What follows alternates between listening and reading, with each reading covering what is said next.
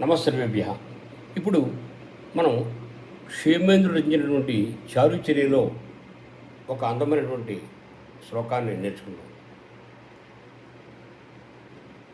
ఈ శ్లోకం యొక్క తాత్పర్యం ఏంటంటే, మనం జీవిక కోసం, బ్రతుకు తెరువు కోసం సేవించకూడని వాడిని సేవించకూడదు, సేవించవలసిన వాడినే సేవించాలి. ఉత్తముణ్ణి సేవించాలి కానీ అధముణ్ణి సేవించకూడదు. మన జీవిక సక్రమంగా ఉండాలని ఎవరిని పడితే వాడని సేవించకూడదు అనేటువంటి విషయాన్ని చెప్పేటువంటి ఈ శ్లోకాన్ని మనం నేర్చుకుందాం. నాసేవ్య సేవయా దధ్యాత్తు దైవాధీనే ధనే ధియం భీష్మద్రోణాదయో యాతాః క్షయం దుర్యోధనాశ్రయాత్తు. దైవాధీనే ధనే, దైవం వలన మనకి సంప్రాప్తించేటువంటి ధనం విషయంలో మనకి ఎంత రాసిపెట్టిందో అంత వస్తుంది. మనం ఎంత పొందాలని యోగ్యతని కలిగి ఉంటామో అంతే ధనం మనకు వస్తుంది. కాబట్టి మన బ్రతుకు తెరువు కోసం అసేవ్య సేవయ, సేవించకూడని వాడిని సేవిద్దాం అనేటువంటి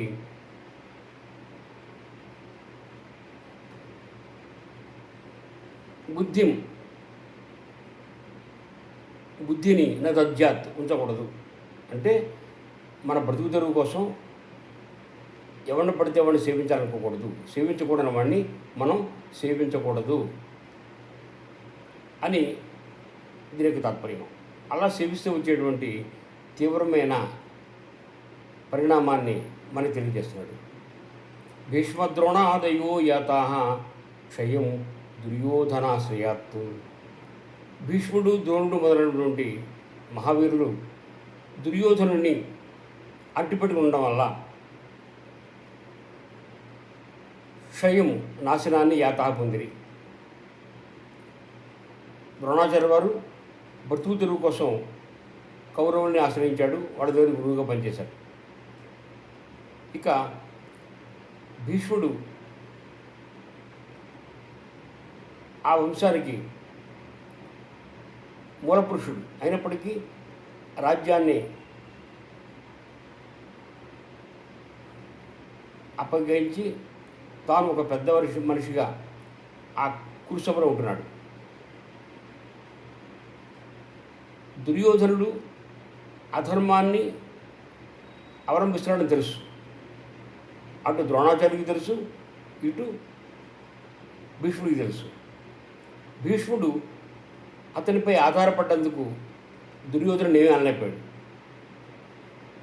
ద్రోణాచార్య వారు గురువుగా అతను ఏమీ చేయలేపారు. అందువల్ల వాళ్ళిద్దరూ నాశనం అయ్యారు. భీష్ముడు తన ప్రయత్నాన్ని సక్రమంగా చేసుకున్నట్టయితే అతను దుర్యోధనుని అదుపులో ఉంచగలిగిన వాడే. కానీ ఆ పని సక్రమంగా చేయలేదు, చేయగలడు కానీ చేయలేదు. ద్రోణుడు దుర్యోధను పక్షాన్ని ఆశ్రయించాడు. ఎందువలంటే అతని గురువు కాబట్టి. మొత్తం మీద ఈ శ్లోకం ఏం చెప్తున్నానంటే, మన బ్రతుకు తెరువు కోసం, మన జీవనం కోసం సేవించకూడని వాడిని ఎప్పుడు సేవించకూడదు. అలా సేవిస్తే అది తీవ్రమైన పరిణామానికి దారితీస్తుంది, అది నాశనానికి దారితీస్తుంది అనేటువంటి విషయాన్ని మనకి తెలియజేస్తున్నాడు. కాబట్టి ఎప్పుడూ మనం మన బ్రతుకు తెరువు కోసం ఉత్తముని సేవించాలి కానీ నీచమైన వాడిని సేవించకూడదు. నీచాశ్రయం నా కర్తవ్యం, కర్తవ్యం మహదాశ్రయం అనేటువంటి మన భారతీయ సనాతన ధర్మంలో ఉండేటువంటి ఒక ధర్మాన్ని కవి ఈ శ్లోకం ద్వారా తెలియజేశాడు. భీష్ముడు, ద్రోణుడు వాళ్ళ ప్రయత్నాల్లో లోపం ఉంది. వాళ్ళు యథాశక్తి ప్రయత్నం చేసినట్టయితే